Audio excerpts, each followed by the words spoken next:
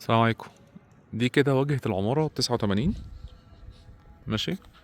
ده المدخل بتاعها، مدخل العمارة اهو.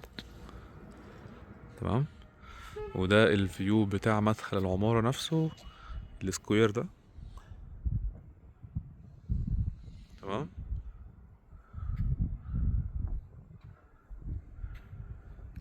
ماشي.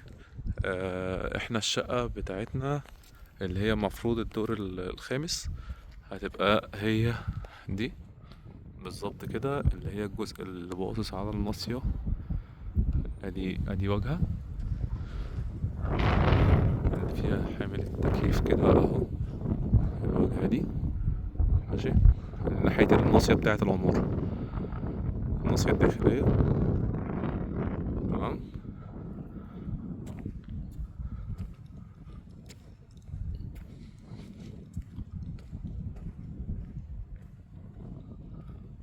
ماشي. ده كده العمارة، ادي الباركينج بتاعها.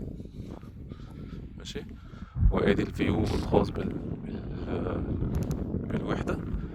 هي الوحدة بانوراما بص على 3 جوانب، فادي هيبقى جانب باصص على السكوير، هيبقى باصص هنا. ماشي. وادي حتة بص على الممر الجانبي اللي بين العمارتين.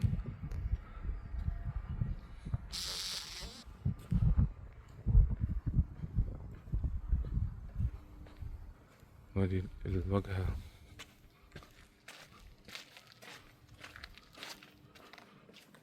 ده كله الفيو بتاع العمارة بتاع الشقة نفسها بقى. ده فيو الشقة نفسها.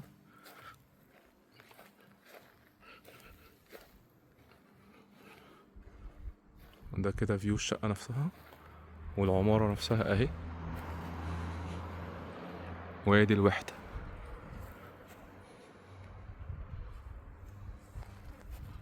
دي الوحدة بتاعتنا